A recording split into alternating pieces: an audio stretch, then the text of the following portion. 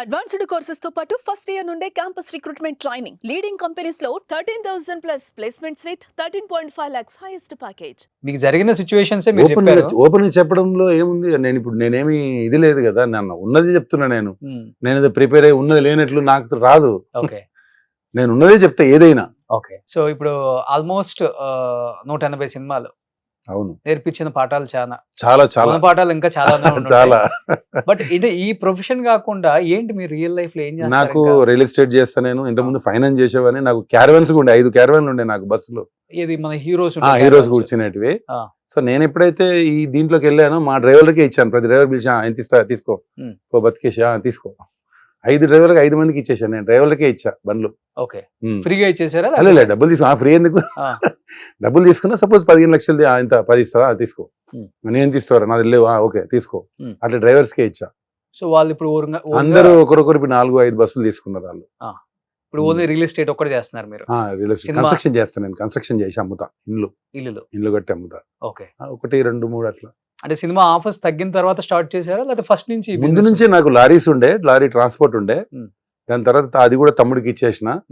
ఇప్పుడు only construction చేస్తున్నా. Okay but construction field లోకి వచ్చిన తర్వాత చాలా మంది, అంటే ఒకప్పుడు చాలా రేర్ గా కనిపించే వాళ్ళు ఇప్పుడు ఇంకా 24/7 అక్కడే ఉంటానా వాళ్ళకి అర్థమై ఉంటది. సినిమా ఇండస్ట్రీకి స్వస్తి చెప్పేశారు ఆయన. హ్యాపీగా కన్స్ట్రక్షన్ చేసుకుంటున్నారు. మాక్సిమం సినిమా చేస్తే ఇప్పుడు ఆల్రెడీ వానర్ అని ఒక సినిమా చేస్తున్నా. కొత్త హీరో మన ప్రియదర్శిది ఒకటి రిలీజ్ కుంది. 2 సినిమాలు ఉన్నాయి ఇప్పుడు. పుట్టి పెరిగిందంతా ఎక్కడన్నా? పుట్టి పెరిగింది పరిగి అని, పరిగి దగ్గర రాపుల్ అని చిన్న పల్లెటూరు. బట్ అక్కడ నుంచి వచ్చి 35-38 ఇయర్స్ అవుతుంది వచ్చి. సో ఉండటం అంతా హైదరాబాద్? ఉండేది హైదరాబాద్. కాందానా అంతా area? Rajendra Nagar. So Rajendra Nagar hero మీరు. సో వేణు మాధవ్ అన్న మోలాలి హీరో. అవును. సో అప్పుడంతా ఆర్టిస్టులు అంతే కదా, వాళ్ళ ప్లేసెస్ వదిలిపెట్టి జూబ్లీ హిల్స్ రాలే ఎవరు. అవును, ఎవరు రాలేదు. అవును, అక్కడ కింగ్ వాళ్ళు అంతే, చిన్న సైజు. మంచివాడు వేణన్న కూడా, చాలా మంచి పాపం, హెల్పింగ్ చేసేవాడు బాగా. అవును, బట్ ఇంత ఓపెన్ గా మాట్లాడతారు అంటే సమాజం పట్ల అవగాహన ఎక్కువ ఉంది, హెల్ప్ చేసే నేచరు టార్జన్ అన్నది. బట్ ఎందుకు కొంచెం రౌడీజం, సెటిల్మెంట్స్ ఇవన్నీ కూడా బాగా చేస్తాడు ఆయన? ఎవరు చెప్పారు మీకు సెటిల్మెంట్ అనే మాట ఎక్కువ మీ మీద వస్తుంటది.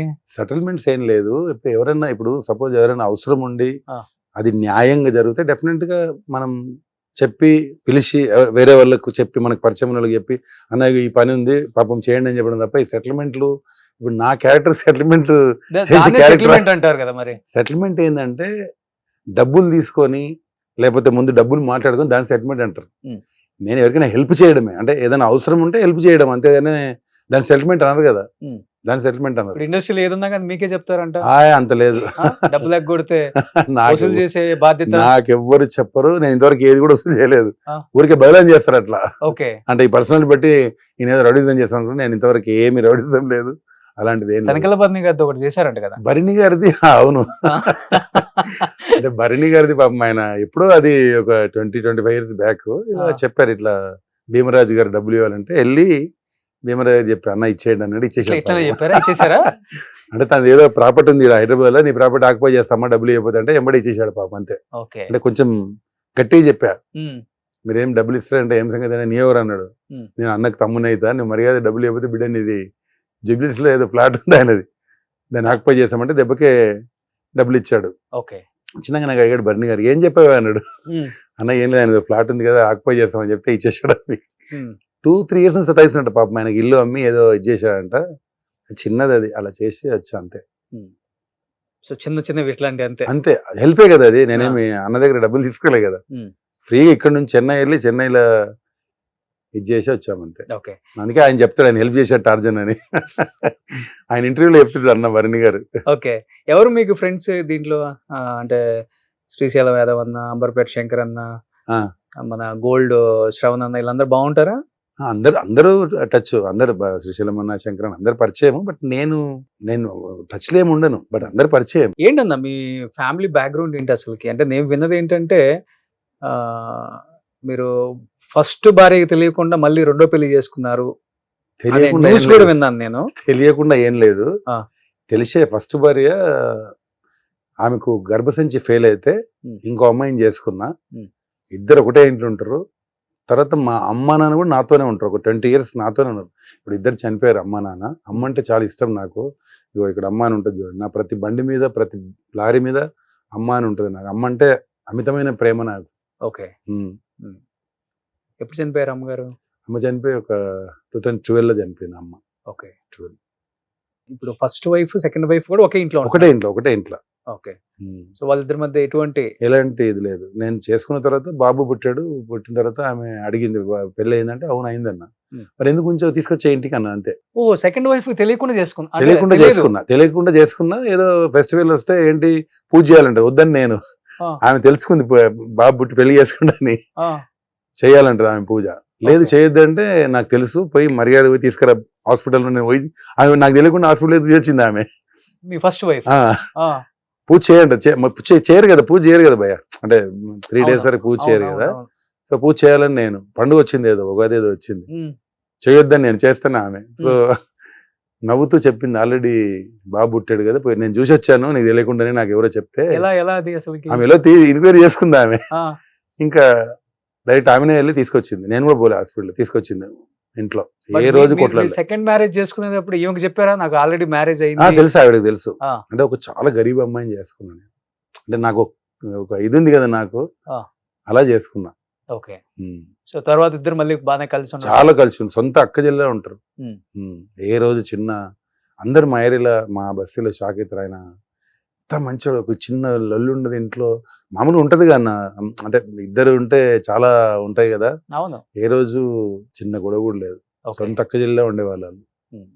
ఇప్పుడు ఉన్నారా పెద్ద ఫస్ట్? పెద్ద ఆవిడ లేదు, ఆమె చనిపోయి 21లో చనిపోయింది ఆవిడ. ఓకే.